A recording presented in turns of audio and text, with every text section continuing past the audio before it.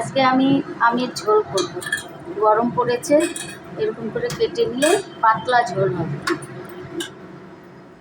সেটা আমি করছি, আপনারা দেখুন। তেল দিচ্ছি কড়াতে,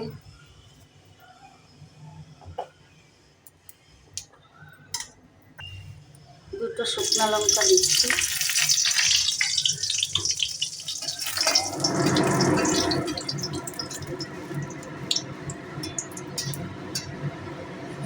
সর্ষে ফোড়ন দিচ্ছি,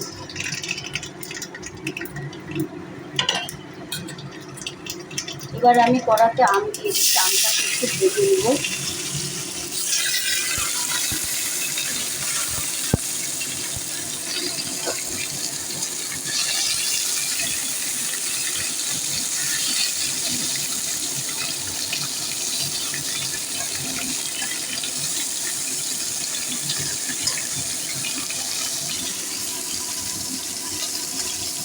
আমটাকে এরকম করে একটু ভেজে নিলাম।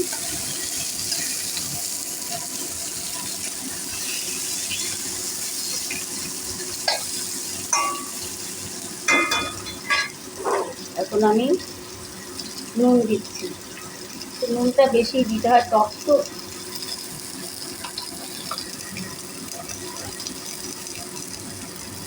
হলুদ দিচ্ছি হালকা, দিয়ে আর একটু নেড়ে নিচ্ছি।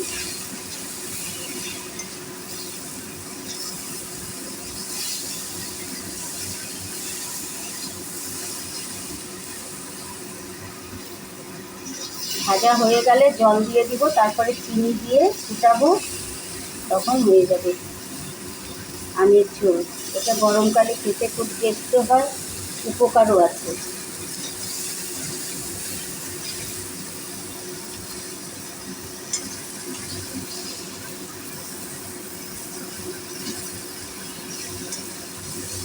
হয়ে গেছে ভাজা, জল দিয়ে দিচ্ছি,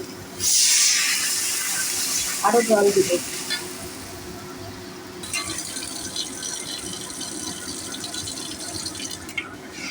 বেশি পরিমাণেই জল দিতে হয়, এটা পাতলা ঝোল হবে তো।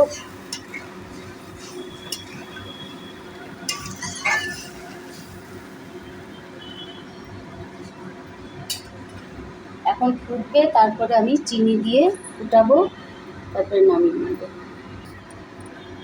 একটু ঢাকা দিয়ে দিচ্ছি, ফুটে উঠলে আমি চিনি দিব।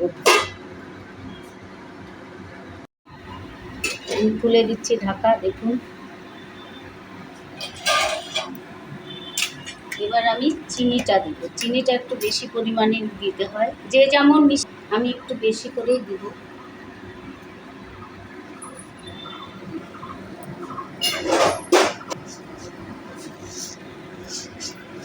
এতটা দিচ্ছি।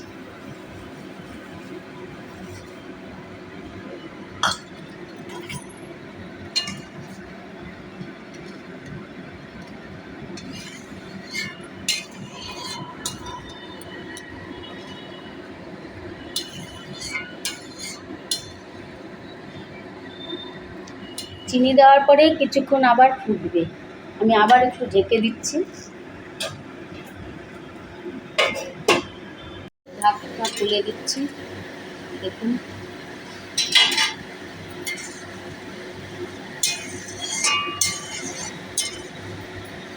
এরকম হবে ঝোলটা, এরকম হবে। এখন আমি একটুখানি লঙ্কার গুঁড়ো দিয়ে নামিয়ে ফেলব।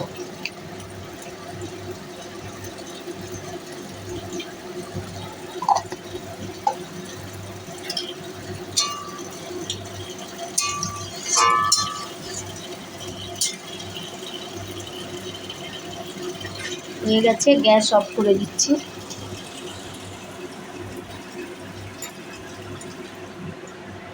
দেখুন এরকম হবে, দেখুন নামাচ্ছি, ঢেলে দিলাম।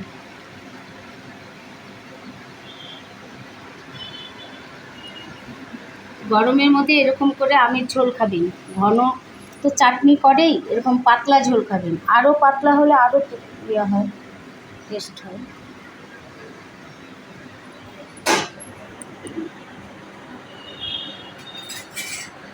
গোটা গোটা আম আছে, একটু ভেজে যেরকম ঝোল।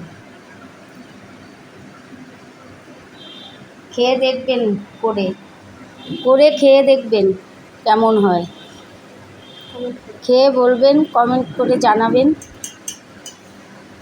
লাইক করবেন, সাবস্ক্রাইব করে দিবেন।